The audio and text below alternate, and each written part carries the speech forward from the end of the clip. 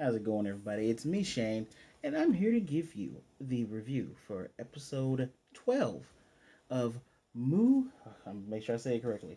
Mushoku Tensei, Jobless Reincarnation. So you're probably asking yourself, "Hey, Shane, where's episodes 1 through 11?" Funny, I purposely had, for lack of better words, binged. I really do hate staying up all night watching stuff because I like getting to sleep. But over the course of like 2 days, I think 2 or 3 days, I got through all those episodes because I really wanted to review this since it's a new anime from 2021. And yeah, it's great. And if this is your first time here, please, hit me a subscribe, hit the like button, and leave me a comment down below. I actually really do like hearing people's opinions, not just on what I think and what I say, but on what I'm reviewing. And this is a special feeling for me. I'm actually nervous about reviewing this episode, and hopefully, I can get you out my thoughts on episodes 1 through 11.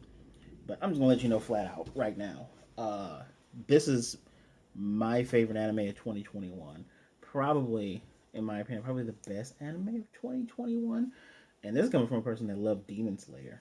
This is a very much independent. It's an independent novel series. What do they call it in Japanese? Japanese they call it a Tunkoban, which means it's not related to anything. Not related to Shonen Jump or Clamp or any of that other stuff. And while the anime is brand new, it had a light series that started in 2012 that lasts until 2015. Sorry, novel series that lasts to 2015. There's a light novel series that started in 2014 that's still going on today. That is at volume 25. Manga series that started in 2014 has 15 volumes that's going on till today. Had audio drama, etc., etc. I kind of spoiled some future things for myself because I looked at a wiki because the stuff is going down. So quick recap of episodes 9 9 9 till 11. Magical calamity happened, which apparently didn't just affect Gisil. And these names are so hard to pronounce if you haven't heard them being spoken. I'm watching subbed, not dubbed, by the way. Griselda, Eris, and Rudeus, aka Rudy, our main protagonist. They were all separated.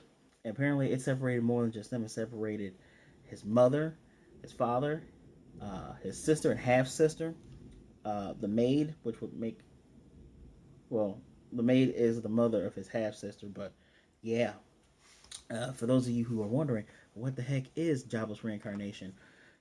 It's about a 34-year-old man. It's an isekai about a 34-year-old man who was evicted from his apartment the day that his parents died. He was a NEET, and a Japanese NEET. I don't feel like going through the acronym at the moment, but basically, a person who shuts themselves in. All they do is watch shows, watch anime, play video games. They don't go out. They have no type of social interactions. And him being a NEET came from bullying. This show is very adult. Now, when I say very adult, I'm not just talking about the lewdness. I'm not talking about the sex that goes on. This is a world of swords and sorcery, so people are having sex, y'all. I'm not even talking about the fact that technically, at this current time in the anime, he's 11, and that girl right there, she's 13. Not just some of the lewdness that goes with them. I'm talking about the fact that it talks about issues like having past traumas, having to do not just the right thing, but having to look past certain things so you can get to your goals. That's deal with my guy Jerd here. His name's Rujerd, but I call him Jerd. It's getting past prejudices. This guy, he's bald now, but it was a legend that was told that the demons that have green hair and a jewel in their head, that they're crazy and they kill anyone. That is not the case. This show is very, very, very good. And I got my handy dandy phone notes here. And I'm just going to pick it up from right here. But I promise I'm probably going to have another video talking about my feelings on episodes 1 through 11. But wonderful adult things. Even when it comes to cheating. Episode 3 dealt with his sisters being born, one from his actual birth mother, the other one from the maid that took wonderful care of him. And that's he is mentally 34, 40 year old, but he's in this childlike body. And it does give credence to, if you were able to do have the mind that you have now and go back in time and have a second chance at life, would you do things differently? And I'm a sucker for shows about hope and wanting to change yourself. So, as we begin, this is the first time Eris, who is she is technically his like second or third cousin removed. It's in Swords and Sorcery, as you see, especially with something like Game of Thrones, people have last names, and just because you have the same last name does not necessarily mean that you are blood. But Eris, Boreas, Greyrat, Rejerd, the Superd, I got these names. These names are funny. Uh, them and Rodeus, they are a adventuring party. They're an adventurers guild. Rudy's main job is he wants to get her back home, but thanks to a human man god, which don't trust him. I don't trust him one bit. This guy seems shifty. As a matter of fact, Rudy mentally, because his old self, being the fat nerdy guy, is able to talk with this god. He's like, I don't really trust him, even though he's giving me advice. I'm always gonna. He's so intelligent. It's crazy that he's this intelligent, not just because he's young, but it's because he was he was a loser, but he's very, very bright. So now Eris has never seen the ocean. She wants to go into the ocean. They are in demon country, literally the country of demons. Um, and she even takes the salt water. She wants to go for skinny dip. And of course, Rudy he's all for it, but I'm just gonna call my man here RJ. RJ Rujerd says, "Nah, there's a lot of monsters in the sea. You don't want to do it." And basically, the reason why he is with the party is because he wants to clear the name of his people. He was given a bad name by the hero Laplace that destroyed the evil demon king, but Laplace told some Lap lies. And just like in any swords and sorcery tale, varying species have varying life expectancies. As a matter of fact, Roxy, who was the master to Rhodeus, the first person to ever teach him magic, even though he innately he has a special talent which is somewhat reflecting a Full Metal Alchemist in a way. He can do magic without saying the incantations. So he's also a really great teacher because he was Eris's teacher, teaching her magic and how to read and write. I'm telling you, really good show. Anyway, he's telling them swim is a no go because there are monsters out there. They're both disappointed for obviously different reasons. Now the intro, and one of the best things I love about this anime, they have an opening song, but they don't waste your time giving you flashes of like scenes or making up scenes and cool action stuff. No, for the opening, they play the opening song as they're actually doing things. So they're going through the town, they're buying stuff, they're shopping, they're looking for things, they might be training. This happens from Jump, straight from Jump. So also really great song. Please look it up. The ending song, which is all different from the first 11 episodes, that's the only thing where they have like flashes and stuff like that, or like they have a different type of animation. But the openers always have them doing real life stuff. Also, the passage of time in here is I don't want to say it's weird, but it is just like a novel. It's someone will say, it's been a year since I've done this, or it's been a week or a month. I appreciate that because not all the time in your animes do you have to go day by day or week by week. Very much appreciated. So, funny enough, Roxy, with two people that were in his Rhodeus' father's adventuring company, and Gisilda's adventuring company. Gisilda is a beast woman. She's a cat beast woman. By the way, in this show, yes, they're busty people. She's a very busty beast woman who was in his mother and father's adventure party. So these are two more people who know the family, and they've teamed up with Roxy because everyone is separated. Paul had put out a bulletin saying, tell my son, tell my wife, tell my my other daughter until our family maid. I'm looking for them. I'm gonna find you guys. So she's traveling with those two. They happen to be in the same port city as them. Rudeus is happy because they use the name Dead End for their venturing party, which is this guy's actual name. Because when you come against him, it's gonna be a dead end. He's a straight killer. Great guy with the spear. Rudy has a nice magical staff, and she has a sword that was given to them by Roxy's actual parents. Roxy, while she looks to be 17, 18, she's actually 44. Her demon clan with the purplish blue hair can live until they're 200 years old. So the Dead End Party have been recognized and their deeds have been talked about, especially to this boatman who's like, "Oh, you're Eris the Mad Dog, you're Rudyard the Guard Dog, and you're Kennel Master." Oh, I'm sorry, his name's not Rudyard. I can't remember what he called him, but he calls Rhodeus Rudyard the Kennel Master, and he's like, I sometimes take his name to spread the name out, but Kennel Master's pretty cool. But they started talking money because it costs 2,000 green ore coins to cross the sea. So they have to figure out how they're going to get across. He wants to get Eris back. Same time, I think episode prior to this, when there was a lot of failures from Rudeus. Like a lot of people, some people died that didn't have to die, and he is elected and grown up to say, "Hey, I can't make decisions by myself. So what I'm going to do is I'm going to confer to you guys. We all going to come together and come up with solutions."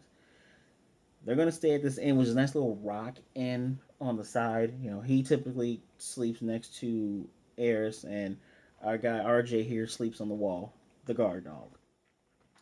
So now, inside the mind and soulscape, Rudy, he's in his old first body when he's talking to the human god. It's been a year since they've spoken, and the human god, when he talks, he appears and reappears, like he's teleporting back and forth. And he's talking to him. He's telling, "Hey, I got advice. I'm not apologizing for all the trouble you went through because you didn't do exactly what I said, and you were trying. I enjoyed watching you struggle, but I got some more advice to help get you far." And Rudy's he's gonna listen to him, but he's annoyed because he doesn't trust him. And he doesn't particularly like him. It's not just from him being rude, from Rudy being rude or being a perv. It's just he doesn't trust him. I don't trust him either. Rudeus has such good judgment. 95% of the time, it's best to trust that character's judgment. So, we are going to flash back now to the next day. And Eris is training with RJ here. And she's upset that, Rudy said that they should split up for the day. Now, she has not been able to land a hit on him in the last year to 2 years that they've been traveling together. But today she lands a blow on him because he is distracted because Roxy is actually spying on them. But he kind of lets it go because obviously Roxy looks young. Excuse me. Interesting enough, when Roxy and the red bearded guy and the lady with the drill twin tails make it there, he doesn't like being on a boat, so I guess he gets seasick. And then Rudy has gone shopping. He has food and everything. He's basically doing what the human guy told him to do. And he doesn't know it, but we hear Redbeard and sexy blonde lady, they're going at it. And they're loud enough in the street. He's like, "Yeah, I'm going to have to." And I told you this is adult. He says he's going to rub one out later. But sadly enough, Roxy barely misses him. And he has great appreciation and love for Roxy, not just because he also has a shrine that has her old pair of panties for hers that he has stolen. It's just she's the first person to taught magic. She got him to get past that last life trauma of being a shut-in and worried about people making fun of him. And he's gone through some stuff. He has gone through some stuff in his past life. So, there's a dirty woman begging for food.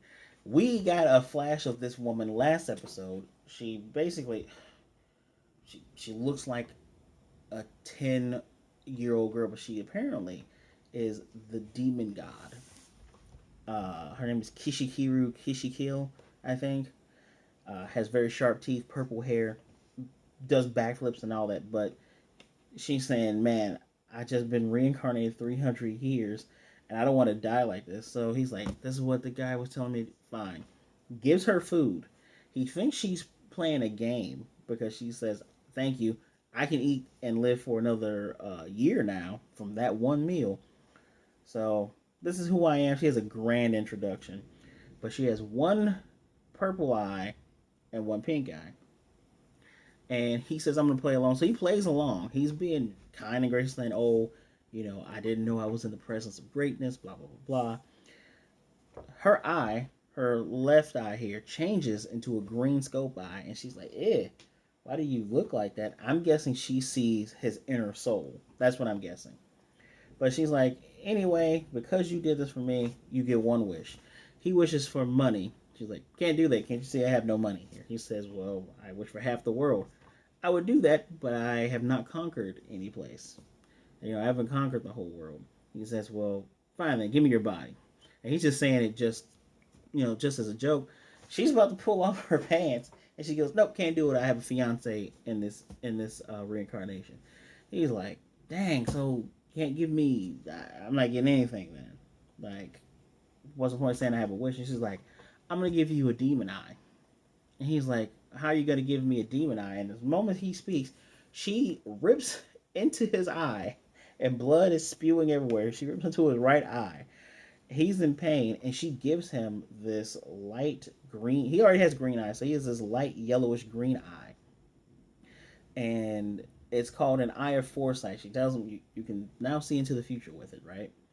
Which is kind of like I guess I can compare it to a Sharingan in a way, but he can, if he uses mana, he can see 2 seconds into 2 seconds or more based on how much mana he goes. But naturally, he can see 1 second into the future, and it's very jarring because we can see through his eyes. Everything has a second frame to it as it moves, and he's doing his best to not get sick but not be thrown off by it. So she flips away, but it's hilarious. Even when trying to pay attention to the subtitles, it's very hilarious to hear her fall down in the next alley. Um, but Rudeus is walking, covering his eye, trying to make it through. And he accidentally bumps into a guy. So as the guy is just saying, "Hey, you just gotta watch where you're going," blah blah blah. He pushes the guy back with wind as a pot falls down. And the guy first got mad, but then he noticed the pot. He stopped the pot from hitting him in his head. Naturally, a good guy. Maybe he's. It's weird to call him a jerk, but he's actually a nice person. Especially, I love the fact that this character has committed to having a better life than he had before. So he confirms everything that's happened with RJ here and Eris, and Ruger says, "Oh, I didn't know she got reincarnated. I know her name," and he says the demon guy's name, Kishikil, I think. And Eris, he can see. He's like, "Eris, you're not gonna be able to find her." She's like, "Nope, we're gonna try anyway." So he's gonna spend a week inside and not leave, so he can practice with using the eye. So after a week, he's now doing sword practice with Eris, and he's able to counter her moves and see her moves, and he actually ends up winning, even when she tries to get a surprise attack on him. And gets a lot of praise from RJ. RJ's like, "Man, you pretty dang good. I knew one of his demon race, the Superds. He knew a Superd that had a demon eye, but never mastered it before he died." He's like, "You think I can actually fight you?" "Sure." We get a little flash forward. He is beaten all up in the face, like, "Man, that dude's strong." And he praises Ares, saying, "You actually got a hit on him. That's a good job." And she doesn't want any of his praise. She's like, "Man, I'm I don't know how. Like, I'm jealous. I'm trying to catch up to you. You can do a lot of cool stuff." And the one thing she has is being a great sword fighter because, like I said, Gisild, she was one of the swordsmen in his father's party, and his father's never been able to beat her. He was actually learning sword fighting from her. By the way, the lore in this world is pretty good. Like different classes of magic, different classes of swordsmanship, unbelievable. So, um, as they're all supposed to be laying down, I noticed that RJ isn't there in the room, but they're supposed to be going to sleep. He already apologized to her. She's like, "Why are you apologizing?" She has over the course of like 4 or 5 episodes has greatly warmed up to him. She's very much the Tsundere type of character, but and she deeply cares for him. He deeply cares for her, without a doubt. I have a feeling this is I I already know this is gonna be a harem anime, but it's gonna be a different kind of harem anime because he already has a first love, a half elf demon demi human girl.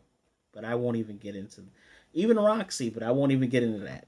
Um, so he's thinking to himself, and his inside voice is completely different than his outside voice. The inside voice is the voice he had in his previous life as a 34-year-old loser. And he's saying to himself, I can't believe I got carried away. Thinking that, just because I got this eye and I'm on the same level, think I'm on the same level of Eris who's been training her whole life in swordsmanship. He's like, no, no, no, no. So he's gonna sell his staff. And the story behind this magnificent staff is Eris, for his 10th birthday, in this world, you only get birthdays for your 5th, 10th, and 15th, you're an adult. And because he couldn't have a big party because they couldn't tell people that he was there because of political intrigue. Well, she threw a big party and they got someone to make this magical staff for him because when his father knocked him out for him to get this first job, he left his wand that Roxy gave him for completing their kind of training thing. It's a tradition. So she gave him this magnificent staff. He's been wrapping it up the whole time. I believe he's been wrapping it up so no one would notice who they were or it wouldn't cause more tension. Anyhow, as he sneaks out, RJ's already there saying, "Oh, you're going out. It's kind of dangerous to go out late at night." He's like, "Oh, I'm going to a brothel." Okay, you're going to a brothel. Do you actually need a staff to lay in bed with somebody? And he's like, well, he's like, "You're going to go sell it, aren't you?" He's like, "Well, we're in this bind. I can't figure out how to get us out of it. This seems to be the best thing to do because this RJ here is an absolute kind of guy. He sees bad things are evil in his eye. Funny that Jewel is actually a third eye, but in his eyes, bad things are evil. So smuggling and stowing away, that will be an evil thing. He's like, I don't want to have you have conflict with your morals, and I already agreed to. I want to have us have a decision that everyone is comfortable with. And the necklace that RJ's wearing is actually one of the gifts that Roxy gave to Rudez. And Rudez, he says, so this necklace is just as important as your staff. And he's like, yeah. And he's like, would you sell this? And he said, if it's necessary. And RJ's unhappy. He's like, so you really don't trust me? He's like, what are you talking about? I do trust. He's like, we've been traveling together for over a year. I think maybe 2 years. And, you know, this isn't just your problem. This is my fault we're in this situation because A, I told you I was gonna help get you guys home because you're children. He has a thing for children, um, and not that kind of way. And two, you know, I got you in the situation because the easiest solution will be to stow away, but you don't want to do that. He's like, look, until we get across the shore, I'll overlook everything. My pride as a superb warrior and as a man will not allow you to sell that staff because guess what? You sell the staff, then there's going to be a conflict with Eris. She's going to be upset that you sold something that meant so much to you and meant a lot to her because she had it made. And you know, they both smile and shake hands. And he tells this one, he's like, "Hey, come out of the shadows here, buddy." And he's like, "Wow, you're really good. Look, I don't want any trouble." The guy was the same guy that Rudy had knocked over before he got hit in the head. He's like, "I was looking for you to tell you thank you." And our episode's going to end because I get a feeling that this guy is going to be the way for them to get across the sea without even having to smuggle. And this is where our episode ends. The name of this episode is called "The Woman with Demon Eyes," which was Kishikiru. I really hope we do get to see her again. Um, all in all, out of all, it's very hard for me to rank the episodes of this series.